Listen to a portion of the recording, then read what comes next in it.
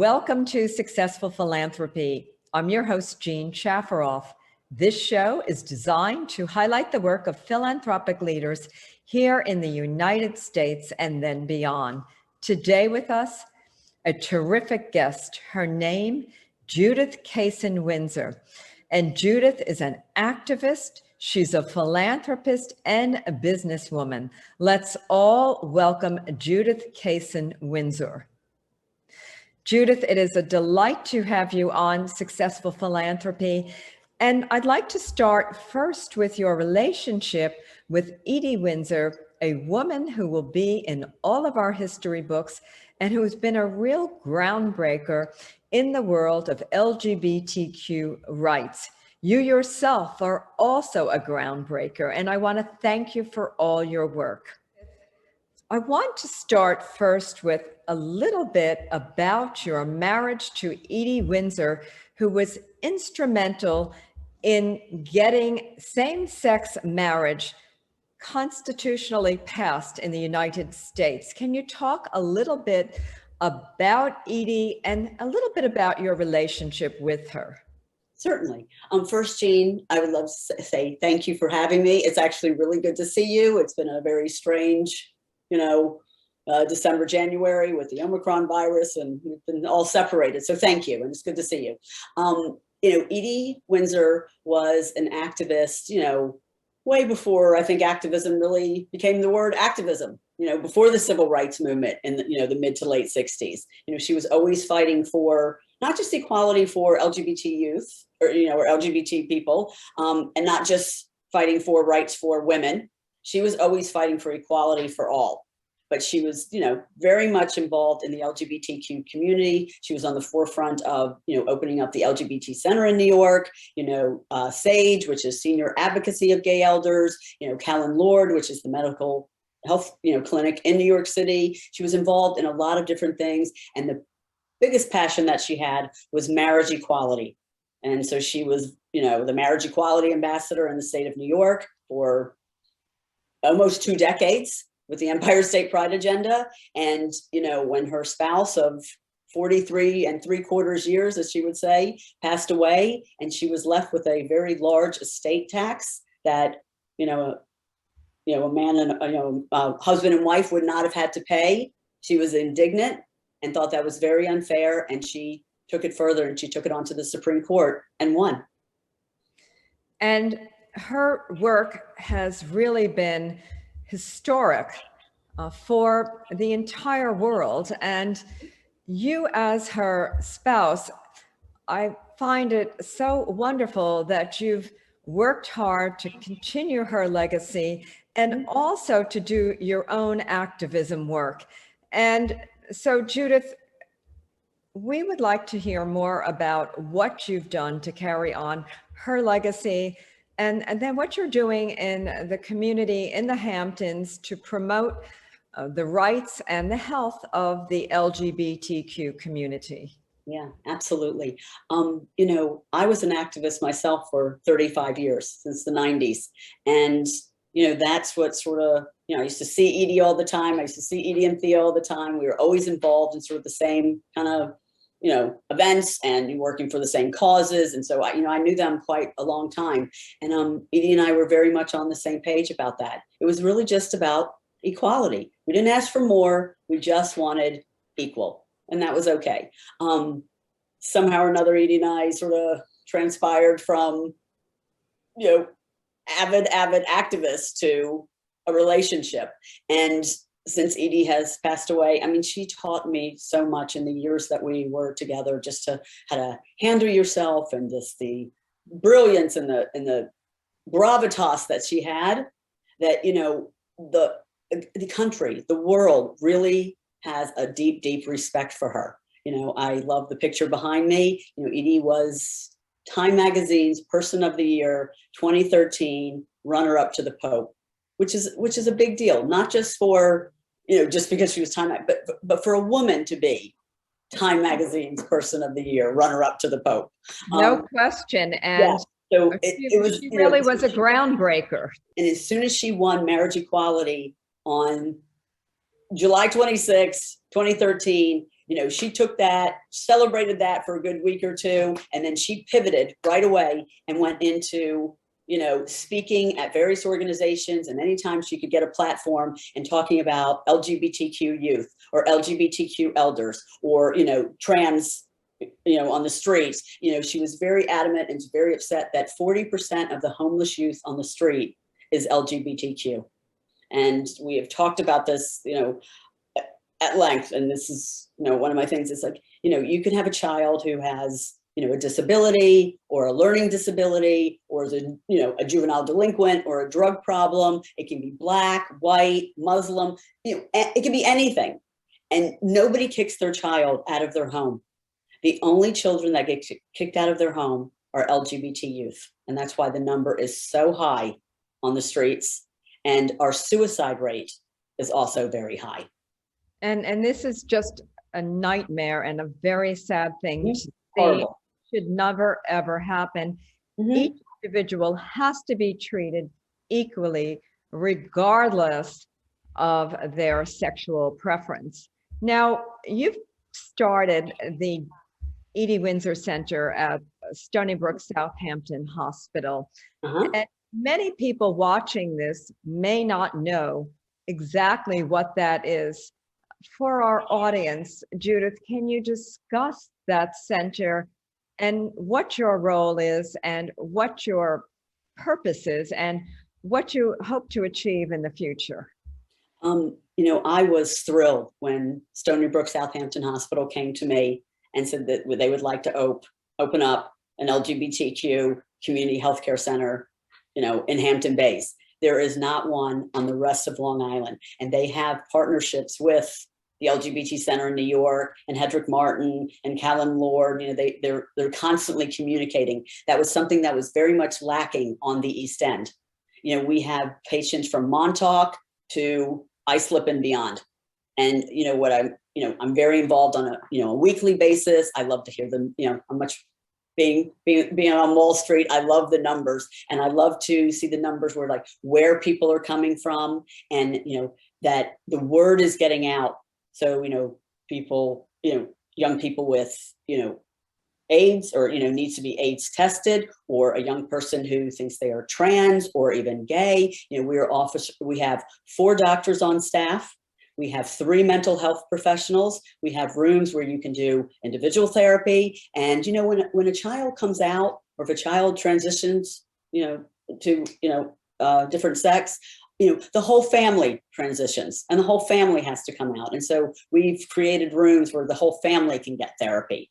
And and it's not just for LGBTQ individuals. I just recently met a young girl, she's 15 years old. She really doesn't want to go visit her pediatrician anymore. She's kind of too old for that.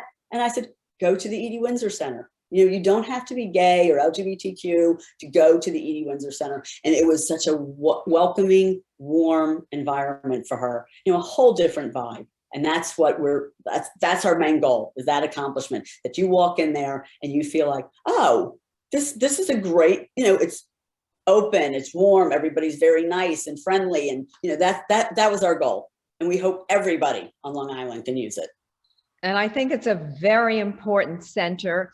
Absolutely. And I'm a board member of the Southampton Hospital Association. Mm-hmm. And Judith, I can tell you that the center is very important to all of us on the board and all of us involved with the hospital. And so for our audience, we are with Judith Kasen-Windsor. She is a philanthropist, an activist, and a businesswoman. And she's discussing the Edie Windsor Center, which is part of Stony Brook Southampton Hospital. It is based in Hampton Bays, and its focus is healthcare primarily for the LGBTQ community, but they service everyone. Now, you have a few fundraisers coming up in the spring, and I think our audience is very excited to hear a little bit about them, because with this outbreak of the Omicron virus, many people have remained home and just haven't gone out, and to start going to different charitable fundraisers. Well, for people like myself and for many others, it's an exciting thing to do. And remember, when you can go out and enjoy yourself and also support a cause, well, it's a nice thing to do. And why not? Yeah. We'll talk. I just want to mention something about the LGBTQ, the Edie Windsor Center. Like I said, it provides services not just for basic health care, not just for LGBT, issues. I had my plumber take a picture and send it to me. He's like, look where I am. He was there for radiology. It is a conduit into the hospital, and they can help you, navigate through the hospital system and get you the doctors and get you the services that you need. That's the whole point to a community healthcare center. Yes, we have that specialty of LGBTQ, which is important. We have to service, people with HIV and AIDS. We have to service the transgender community. We have to, there's other, services, but it is a community health center for everyone.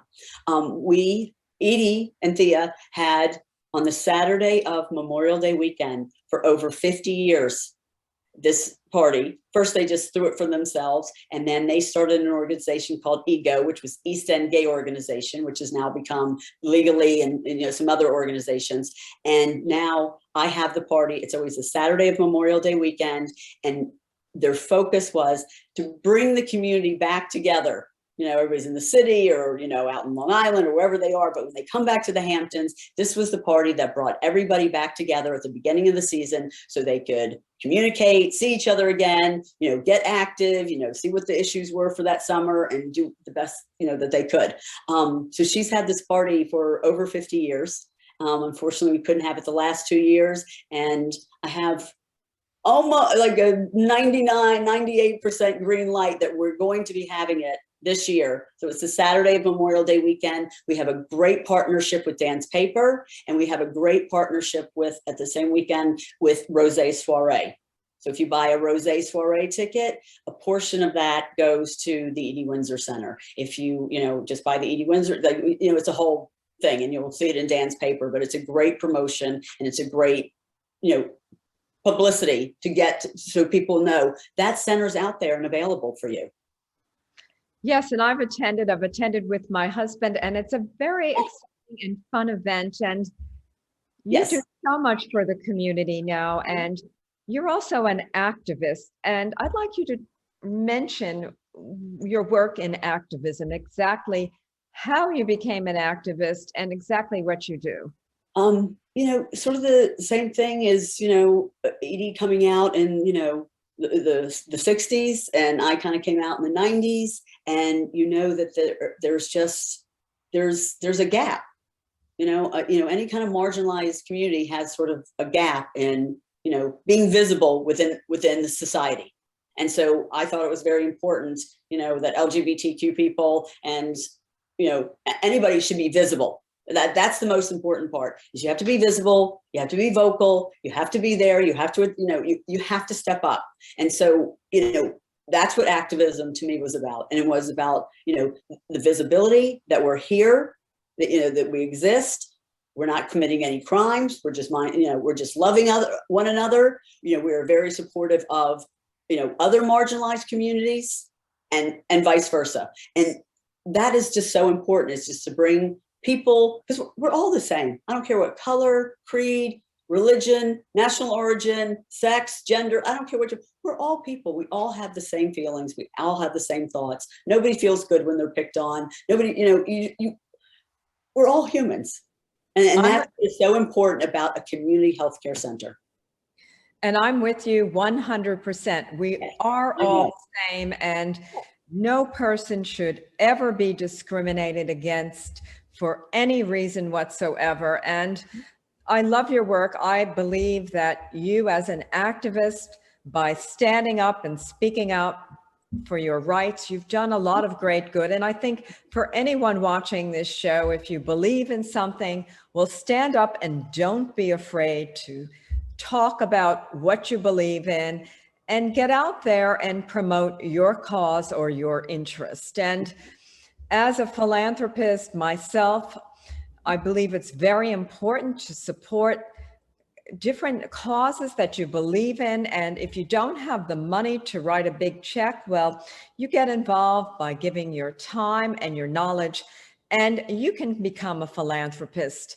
The key is to do something, and you may only have 1 hour a week, 2 hours a month, or something like that to give, but you can get involved in the community by giving your time. Maybe you could read to a blind person, or serve as a big brother or sister, or maybe volunteer at the Edie Windsor Center. And Judith, are there volunteer opportunities at the center or in your organization? And how does one get involved? Yeah, we're getting to that point. The center's been open about 2 years, and with COVID, that's sort of just taken over, so much of the activity. But, my goal is to, have a mentorship program with young people, and also have like a buddy system with elder people. There's a lot of people who, could really use a ride to a doctor's appointment and then to CVS to pick up their prescriptions. And so we're working on, bringing that community together and, having people do, those types of services, because they matter.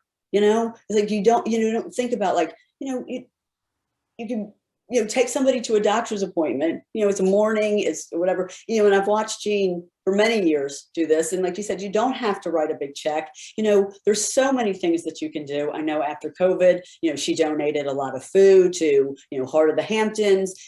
I donate sheets, towels, pillowcases to ARF for the dog. I mean, Jean and I have, like, I know what she does, and I think she knows what I do. There's so much that you can do. It always doesn't just take a check. I hate when I see people throw out old sheets and towels when ARF, the homeless shelter for dogs, could really use those things. And I like what you're saying. However, I also believe when you have resources, you have an obligation, without question, financially. And absolutely. After all, we come into this world with nothing, I believe, and we leave with nothing. So we have an obligation to help out. And once you get involved in philanthropy by helping another individual, well, you gain because you feel good about what you're doing. And when you're of service to a community, it makes someone else's life a little easier. And, well, it's a good thing. And Judith, you do so much, and I'm so inspired by what you do for the LGBTQ community. What else is on the horizon for the summer in the way of events or other opportunities? Right now, because I just got sort of the green light on Edie's Backyard Barbecue, and now I've got a couple of months to put that together. That's going to be a main focus. Last year I did an art exhibition with LGBT art. And it was a great success. We had it in Bridgehampton, and it was great success. I'd like to do something similar of that.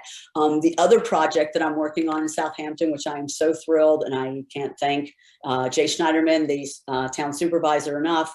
In front of the town hall at Southampton, we are building a beautiful heart, and it's going to be surrounded by, Edie was very famous for her circle of diamonds, which was the pin that Thea gave her in 1966 because she could not wear a wedding ring. If she wore the wedding ring, people were like, wanted to meet him. Who was he?